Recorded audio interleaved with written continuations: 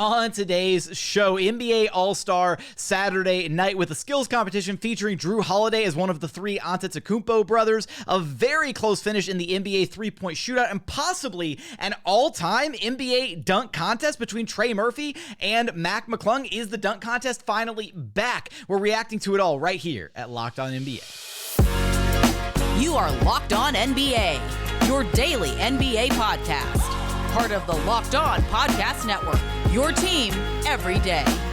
What's up and welcome to another edition of Locked On NBA, the biggest stories with the local experts. I'm your host, Jackson Gatlin, also host of Locked On Rockets right here on the Locked On Podcast Network. Now, today's episode is brought to you by Built Bar.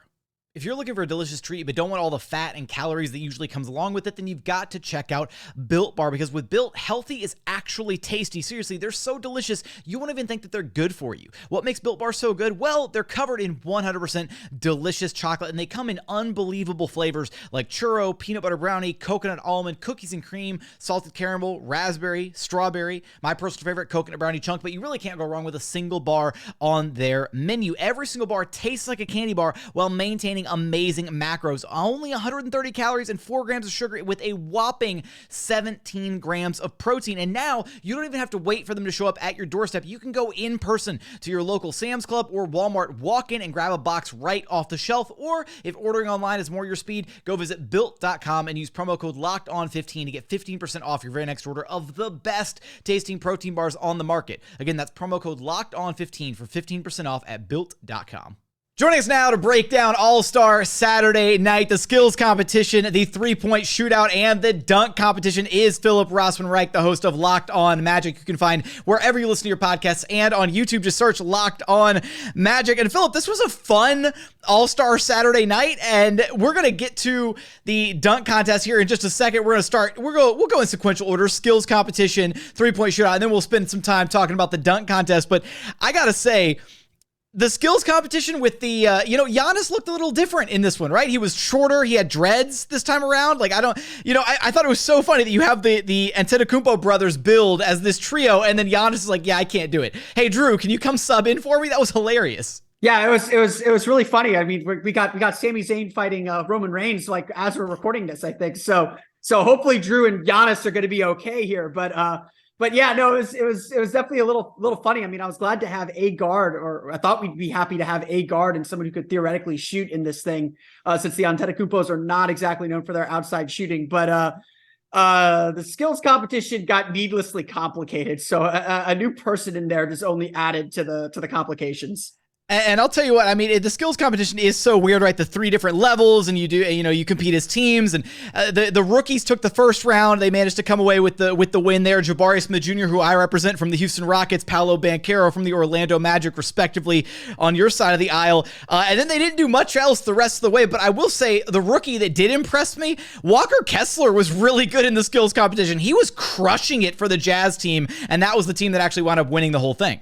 Yeah, I mean, and Walker Kessler, if you've been watching the Jazz, as I'm sure David Locke is very happy we're spreading the propaganda here, Walker Kessler has had an amazing rookie year, mostly on the defensive end. So getting a chance to see that, he can shoot threes, hopefully he doesn't get any ideas about that, is certainly a positive thing. But, the skills competition is supposed to be fun. Like, I loved when it was the bigs versus the guards, and we got to see how skilled some of these bigger players are, instead of the passing mayhem that we got in the second round here, where it was just like, I don't know what I'm supposed to be looking at or what's going on here. But someone had to win the thing, and I guess the Jazz made more shots than everyone else, which isn't saying very much. And speaking of three-point shooting here, the three-point shootout, it came down to almost like a photo finish between Damian Lillard and Buddy Hield. Buddy Hield went first out of the 3 contestants in the final round. Buddy Hield, Damian Lillard, and then Tyrese Halliburton. And Halliburton struggled compared to how hot he was in the first round. He kind of stunk it up a little bit in the final round. And then I was watching I had my money on Buddy Hield, man, and it came down to one final shot. Oh man, I did not expect Dame to pull that one out. I was on that final rack, and Dame was putting up the threes, and I thought, okay, here it is. Buddy's gonna win. But it was kind of cool to see double, like, 2, pacer on pacer action happening there in the final round of the 3-point shootout. Yeah, I mean, the three-point shootout is just such a simple idea, and I think I'll go back to knocking the skills competition. keep things simple. The simpler these things are, the less you have to explain to people. The more fun they are. The more fun they are. And the more people want to participate in them, I think. I mean, I think there's a lot of prestige to being the 3-point shooting champion. It's the contest that does get the most stars. Everyone talks about, hey, the 3-point contest should come on last, but it gets pretty repetitive. And like you said, Tyrese Halliburton came out shooting the lights out. You had Reggie Miller and Draymond Green both saying, oh, he's got this repeatable shooting motion, doesn't take a lot of energy. They were like really got into the nitty gritty of what a shooting competition is about, which I actually thought was kind of interesting, if not random, because I used to say Rashard Lewis isn't a good 3-point shooting contest shooter because he has to get the ball like way up over his head, and he ended up second in 2009. So what do we all know about that? But it's always just a lot of fun to see these guys get really hot. I had Buddy Hield too as my winner. I knew this was over when Damian Lillard started hitting all those money balls on that second to last rack. It was just like, it's Dame time. And look, so far through these first two competitions, the hometown guys won, Team Jazz won, Damian Lillard wearing a Weber State jersey with Dalla on the back won. It's all for the fans, and it seemed like they were definitely into the winners on this one. And then, man, the marquee event of All-Star Saturday Night, the dunk contest. Philip, to me, this was one of the best dunk contests in recent memory. I really thought it kind of got back to the heart and essence of what the dunk contest is about, which is just about impressive, powerful, awesome dunks, right? Like there was minimal like showmanship, no crazy like props or whatever trying to do. KJ Martin did bring out a 3D printed basketball, which is the Rockets have look, Jabari didn't do so hot in the skills competition. KJ lost in the dunk contest. Rockets have just been taking L's all season long, including All-Star Weekend. It's been brutal for me over here. But do you get extra lottery balls for losing the dunk contest? They might have told him something because the way. No, look, I kid. I mean, I think that we can sum it up. KJ Martin's attempts were so-so. They weren't bad by any stretch of the imagination, but he struggled to make the first couple of attempts. That takes some of the wind out of your sails. The crowd gets taken out of it a little bit. The judges were unimpressed. And then Jericho Sims, he wound up doing like the same dunk multiple times with the whole like shove the arm into the hoop thing. The honey, yeah, there you go. And then when he went to go do his second dunk and he read the card, he tore it open and he like tore. I thought it was kind of clever that he like wrote the 50 on it and was like opening it up, but then he tore the card open and it just, I don't know. I don't think there was a ton of creativity with his couple dunks that he did. But the two guys that completely, I think, blew everybody away, Trey Murphy was fantastic, and then McClung with possibly one of the greatest dunk contest performances of all time. He aced every single dunk that he put up and finished it off with like the walk it off Vince Carter. It's over the 720. It was which of the dunks was your favorite from this evening? Which one was? Well, it's obviously a McClung dunk. I really liked his first dunk. I think that just set the tone and just kind of told everyone like, hey, thanks for showing up. Thanks for playing. Get your stuff in. Like, let's not mess around here. I'm the guy. It was a dunk that says, you don't know me now, but you're going to know me in 15 minutes and you're going to love me in 30 minutes when I finish this thing off. Like the whole, even like the way it was staged with the two guys, and he thought he was going to jump over them sequentially. He's like, no. You get on the other guy's shoulders. Stacks him up, yeah. And then he jumps over him, and then on top of that, he hits the backboard first and then dunks it. Like, I don't think people behind his back too. Is the other thing. Like, it's like just the complexity, like all four tiers of that dunk, right? To clear the two guys, to grab the ball from one of them, right? Because he could have had the ball and gotten like a running start, but to do all four of those things would have been impressive. Yeah. I mean, so he got what? He got 50s in both rounds. Yeah, and all of his dunks had that like multi-tiered approach where it was, he did a 720, he did a 540 and then dunked and then did a windmill. And he did all of his dunks had like two or three different elements to them that are just like, whoa.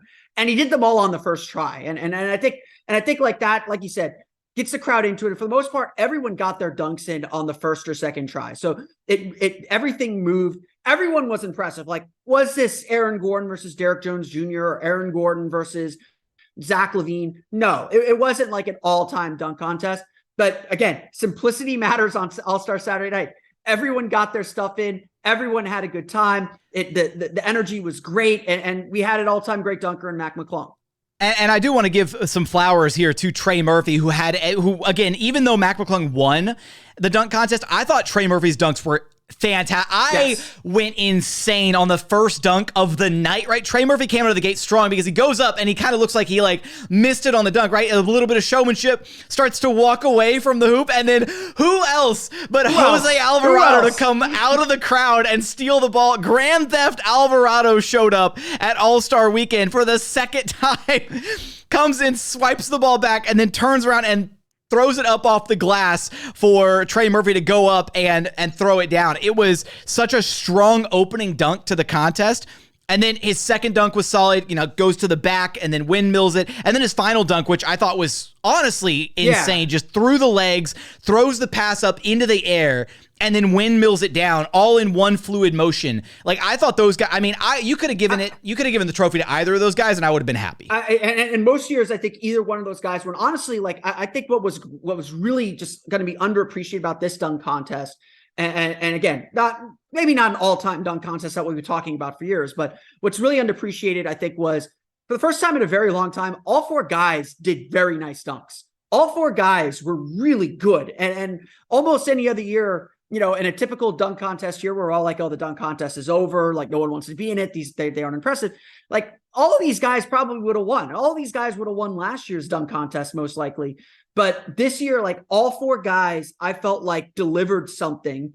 And there was just different levels to what they were delivering. And again, it was just, it was entertaining. It was simple. It was quick. It was energetic. And everyone brought something to the table and had a good time with it. And we might get part 2 next year, because when asked after the dunk contest if Mac McClung would come back to next year's dunk contest, he said, hey, if you'll have me, I'll be back. So we might be poised to get some more Mac McClung in the future. And I'll tell you what, the way that this dunk contest went, I would absolutely love to see him back in the competition again next year. Maybe it means that other guys have to kind of up the ante a little bit and bring their A game next year. Maybe we get some bigger names participating in the dunk contest further down the line to try and wrestle away the title from Mac McClung.